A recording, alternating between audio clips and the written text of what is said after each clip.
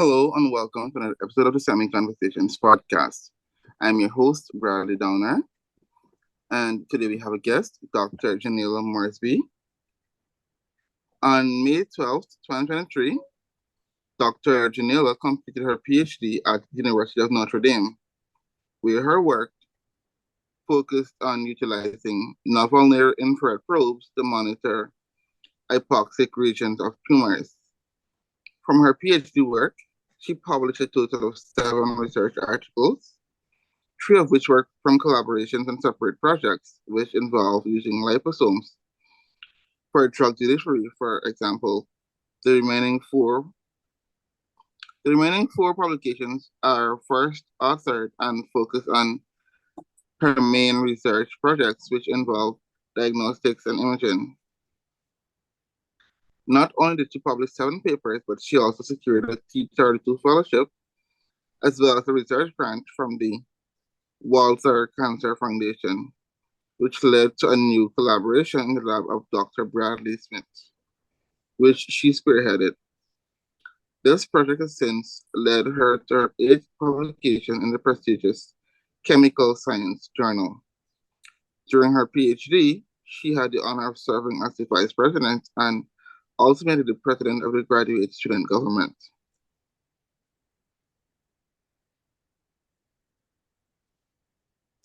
Janeala also had the honor of being nominated for the Governor General's Award in Jamaica for academic excellence, community service, and she received it for the parish of Portland. In addition, she was also nominated for the 33rd to Ignite Caribbean Award for leadership and research excellence. She was also selected for this award. Her research experiences combined with her academic accomplishments helped her to secure a postdoctoral fellowship at a prestigious St. Jude's Children's Research Hospital, where she currently works in the Department of Molecular Oncology and Pediatric Osteosarcoma. Aside from her accomplishments, she currently serves as a mentor in Passport to College, a nonprofit organization that assisted her with getting into college. She also mentors several graduate students and undergraduate students and serves as a mentor in Afronet. Dr. Morsby, welcome to the Stemmy Conversations podcast. Thank you, Bradley, for having me. All right. So my first question would be, what career did you pursue? What career did I pursue? Correct. Okay. So I decided in undergrad while I was attending college that I wanted to get a PhD to become a scientist and do biomedical research with a specific focus on cancer research.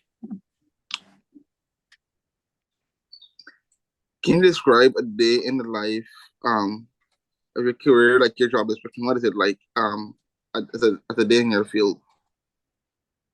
So on a day-to-day basis, in my life as a postdoctoral research scientist, I mainly get to lab around maybe 8 a.m. and I'm doing benchtop experiments where I'm doing cell culture work. So I'm working with patient cancer cells, or I'm working with mice. So doing those in vivo experiments where I'm inoculating mice with tumors from patient samples to perform studies to see how a specific drug could affect tumor growth.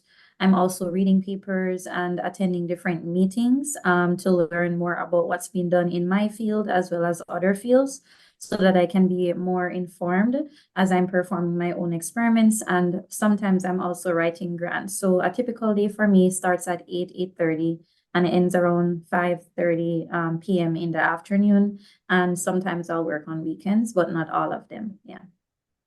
Okay.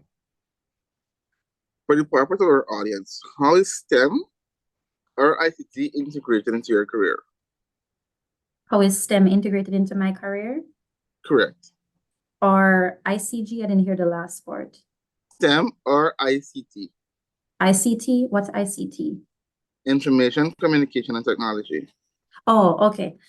So for my career, I have a PhD and I'm a postdoctoral research scientist. So it's all STEM, right?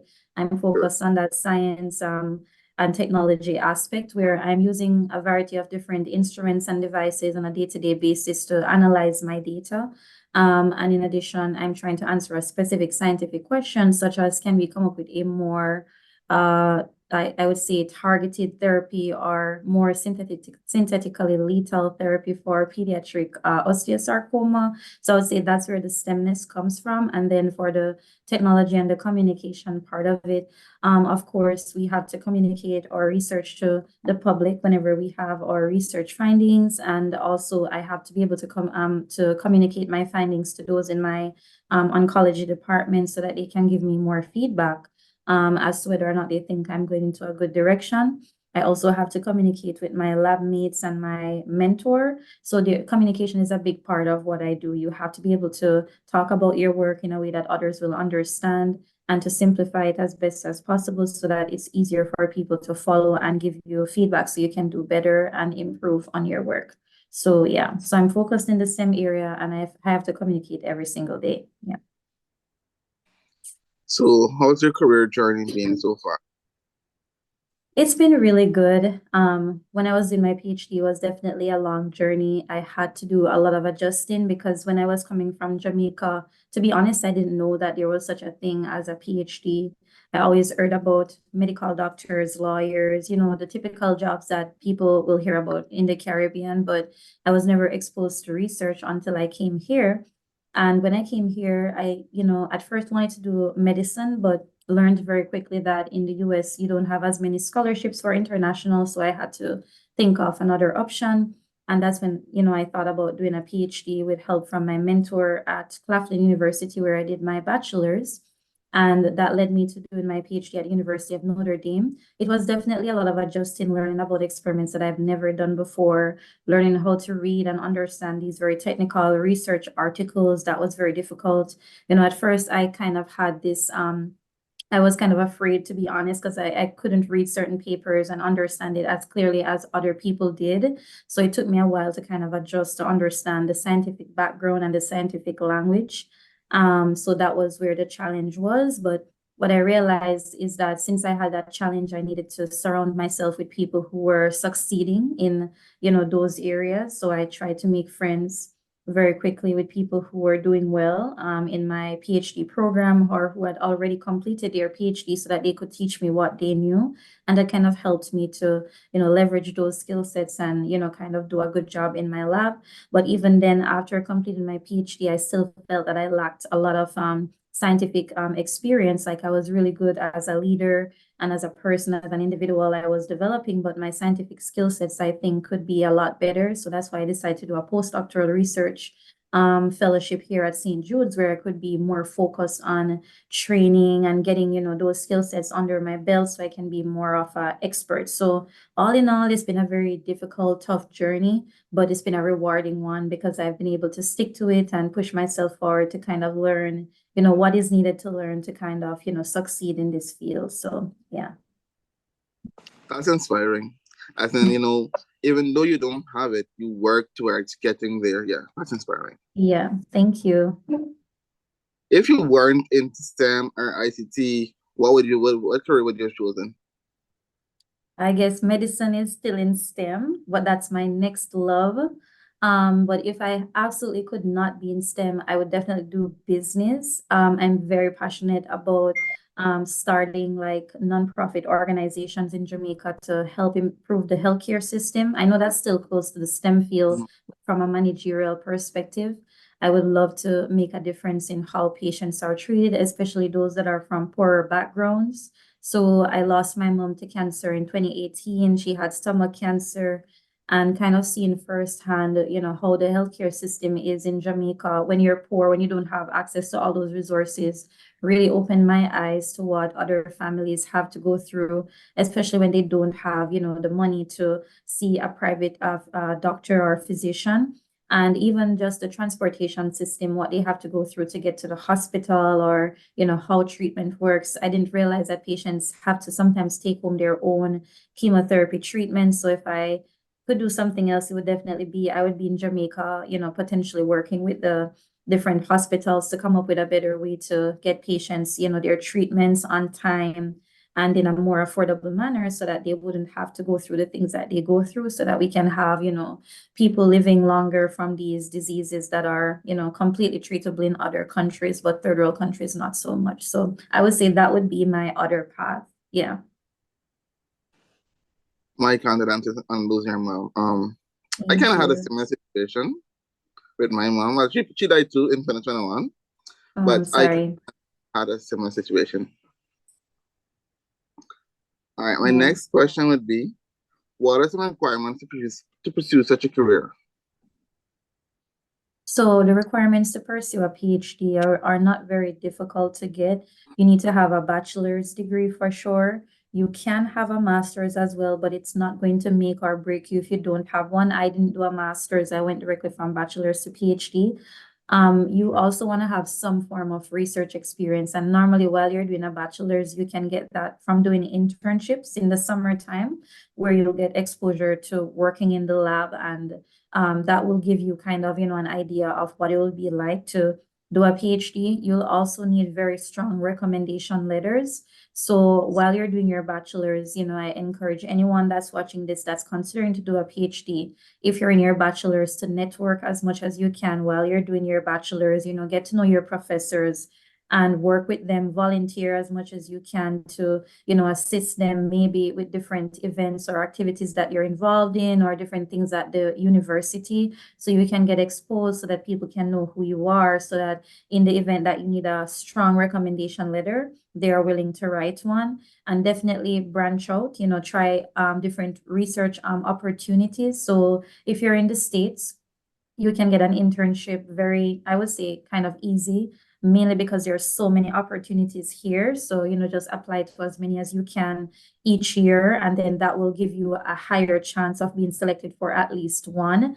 And while you're on those internships, explore the city by all means and have fun in that area, but also make sure that you're showing up to lab and, making the best of the opportunity, utilizing the resources and learning as much as you can, so that you can actually add those skills to your resume. And I think that's going to go a very far way. But that's all you really need, and a very strong personal statement. So personal statements normally need to be about 2 to 3 pages. And I think everyone has a story. Everybody has been through something that has changed them and motivated them to want to pursue a specific career path, right? So when you're writing your story, just be true to who you are.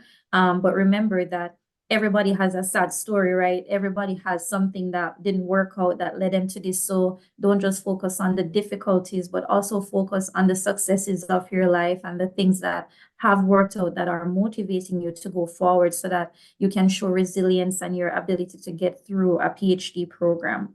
But I would say that's, pretty much all you need. And then if you're a person of faith, like I am, then definitely you need to have faith and believe in yourself that, you can accomplish whatever you're setting out to do. Yeah.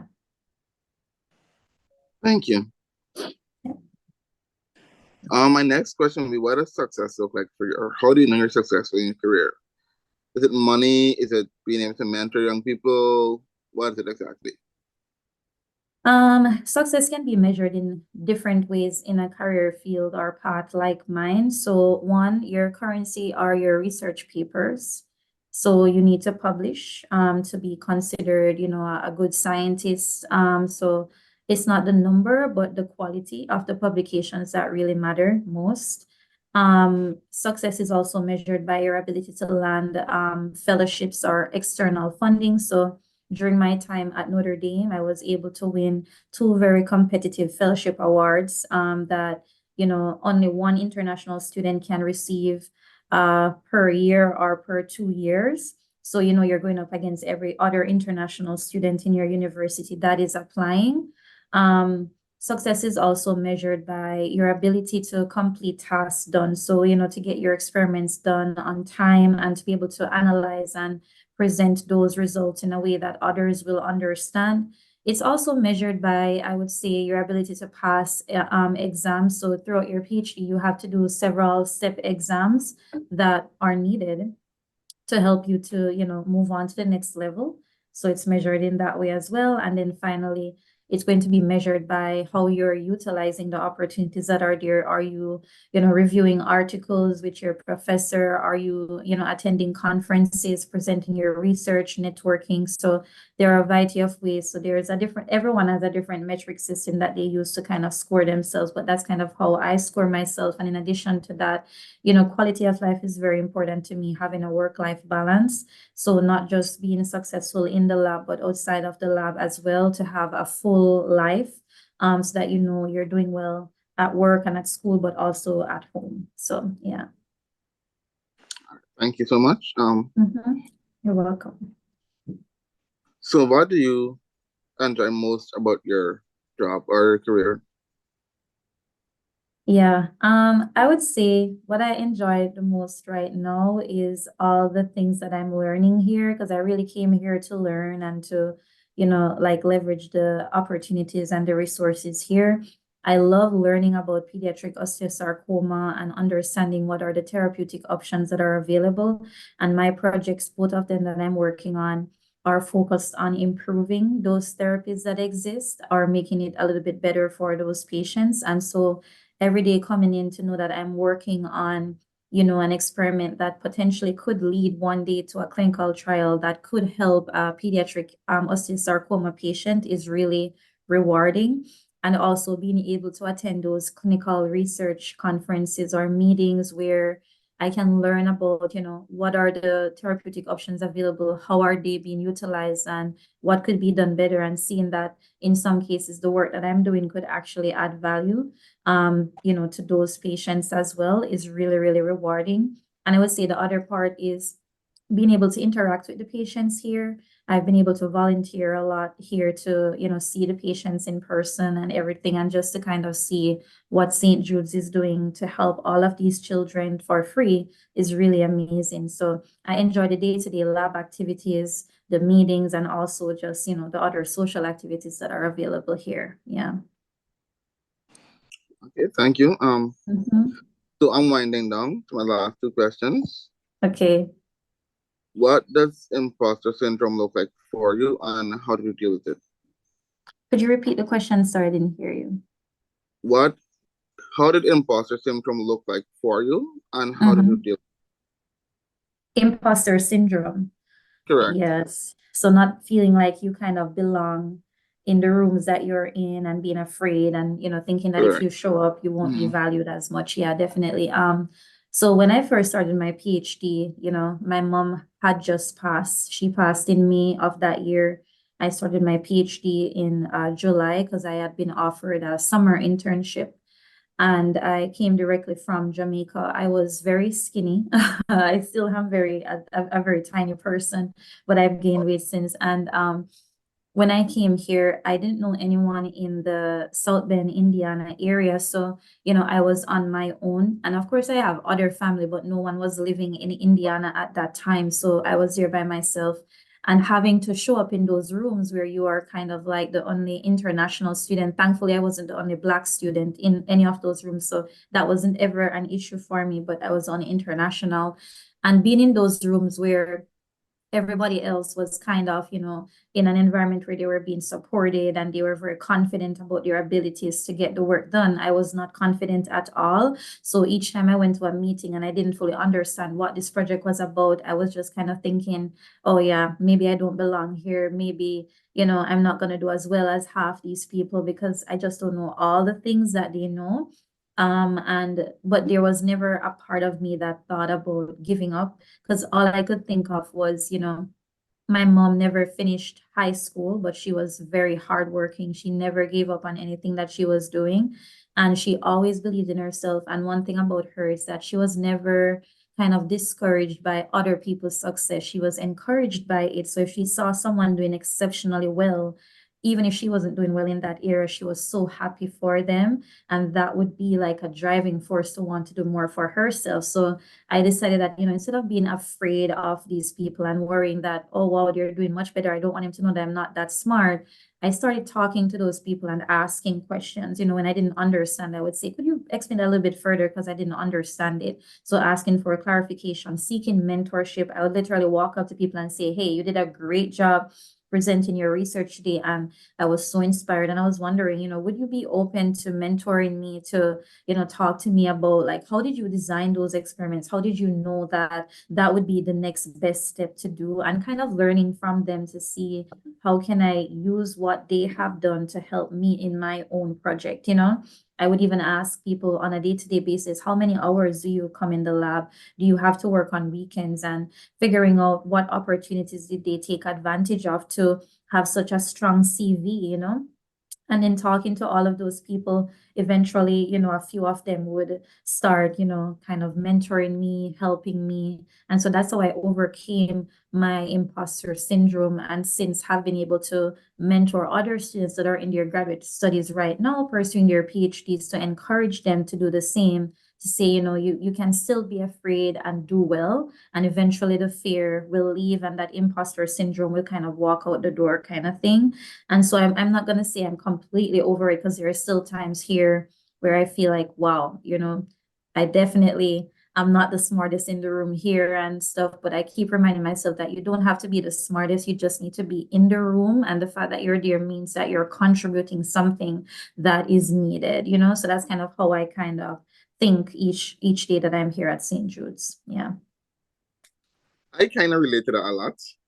Yeah. Because I worked in health for, I think it's about approximately 4 years, 8 months. Uh-huh. Then I just I did a few certifications in IT or tech area. And then Mm-hmm. I switched a completely different job, which was directly in tech. So I started off small, and Yeah. then we had to go hard. And, working with the other guys, I kind of felt like, okay, I don't belong in this room anymore. Because it's like they're Yeah. smarter than you, and you feel as if you can't contribute anything proper to the department. Yeah. So the days I would sit and I was like, oh my God, I don't belong here anymore. I should go back to health because I'm good there. I know what I'm doing. And Yeah. there are days when, you're able to do something. Like you said, you ask for help. There is Yeah. I literally call them on the phone and say, hey, I need help with this. I don't know this. I don't Yeah. My supervisor, I go to her, anything. I don't know. I don't understand. Once she tells me what to do, or I figure out, hey, this problem Yeah. can be solved by adding X and Y, I start to learn, and I don't always have to go back to her for those situations. Yeah. So honestly, getting help, asking for help, even if they tell you you're annoying, because I can be very annoying, I can tell you that. I will call you until I get it straight. Yeah. And if you tell me X and Y and I don't get X and Y, I'll call you back or email you back and say, hey, that didn't work. What's the next step? Yeah. Sometimes you do really, I need to ask for help to go forward. And Yeah. my question would be, what advice would you give to young high school students or young adults who want to get into a career like yours? Yeah. Oh, yeah. Thank you. That's a beautiful question. I would say to them, there's so much I would say, but the first thing I'm gonna say is believe in yourself. I am not from a rich background where we had all these resources and opportunities and everything was laid out and all of that. I was a student that did not believe that I would be where I'm at now. I didn't think it was possible for me to get a full scholarship to go to college. I didn't think I would, be able to graduate with a PhD debt-free or anything like that when I was growing up. So believe that there are opportunities out there like the ones that I've received that you can receive and achieve. You don't need to be the brightest in your class to achieve it. You don't need to be the top student, number one, number two. You just need to be yourself and be confident in who you are and believe that you're capable and work towards it. Just remember that hard work beats talent any day. So you have people that are extremely talented, extremely smart, and they have it all together, but they don't put in the hard work. And the hard work is what's going to make the difference between you and another person. And I would say also don't compare yourself to people. It's really hard. Be happy for people, but be proud of yourself. Be proud of your accomplishments where you are at and take it one step at a time. Somebody might get it when they're 25. You might get it when you're 30. That's okay. But just take it at your own pace. Social media is kind of like the main place where people use, to like compare themselves and say, oh, this person has this, I should have had that. If you need to take a break from social media, do it while you're working on your career path so that you can build up your skill sets and be ready. And once you get into your bachelor's program, start looking for internships, start trying to, network and see what opportunities you have. You might have to start small, like doing an internship at your college. That's fine. You just need to have one experience to be able to get another and another. And it's like a domino effect. I would also say go to as many conferences as you can. When you get into college, if you're a high school student, your focus should just be CXC, getting those grades and applying to colleges. If you're looking to come to the US, you need to think about the SAT or the ACT exams. A lot of colleges are not requiring those exams anymore. So, just look into those different pathways. You can always reach out to me if you have questions. I am on LinkedIn, and I'm on Instagram or Facebook. LinkedIn is probably the best place since that's a professional platform. But essentially, you can ask questions, but I would say focus, get your grades get good grades in CSEC and CAPE, apply to colleges both in your country and abroad. If you're interested in going abroad while you're in college, think about your next step. If it's medicine, if it's a PhD, think of what you can do. You might not know it all by yourself, so seek mentors, find people who have succeeded in that area and ask them to tell you what they wish they knew when they were your age, or what they knew, what did they do to get to the level that they're on, and use those opportunities to the best of your ability. Apply, be confident, and don't just work, because hard work and no play, as we know, makes Jack a dull boy. So you want to find time to do other social activities in your community, give back, help others along the way as you're learning, because the more you teach and help others, the more you're going to grow as a person. And, know your limits. Not everybody is a leader. Not everybody is a scientist. Some people are meant to be nurses, teachers, lawyers. So know your passion, know who you are, and go after that path. And as I said, ask questions. Never feel like you don't belong. If you want to do a PhD, it's going to take a lot of hard work. You're going to have to be in the lab. You're going to have to do experiments. And it's not going to be easy, but that doesn't mean you can't do it. I started off not knowing anything about research, and here I am with a PhD working at St. Jude's from Jamaica, first in my family to do it. You can do it too. And so, I would say that's the main thing. Believe in yourself, figure out your path, make a plan and go after it, and, have a plan A, B, C, all the way through to Z to get where you're trying to go, because plan A doesn't always work out. Neither does plan B, and that's completely okay. And finally, I would say failure is something that you're not going to be able to avoid. You're going to fail, you're going to fall, you're going to have hardships. Things are going to happen in your life that you weren't prepared for. When those moments come, take a breath and, brush yourself off, pick yourself up, and keep moving forward, and just take it one step at a time, and eventually you'll get there. So, and if you are a person of faith, have faith, believe in God, go to church, make time for God, build your spiritual life as much as you're building your professional life, and everything will work out. Yeah. Thank you so much, because I think some advice is actually going to me too. Thank you. Especially the part where it says when you fail. Yeah. I have this thing. I don't like failing. Yeah. And sometimes you really have to fail. And then when you fall down, you get a different perspective of life. And then you get up and you go again. Yes. Mm-hmm. Thank you so much, Dr. Morsby, for sharing with us. You're welcome. Yeah. Thank you for having me. You're welcome as well. For our viewers, be sure to follow us on social media. That would be Facebook and Instagram at Stemmy.conversations. The major podcasting sites, which would be Anchor, Spotify, Apple, Google Podcasts, and Digital School Out at Stemmy Conversations, as well as YouTube.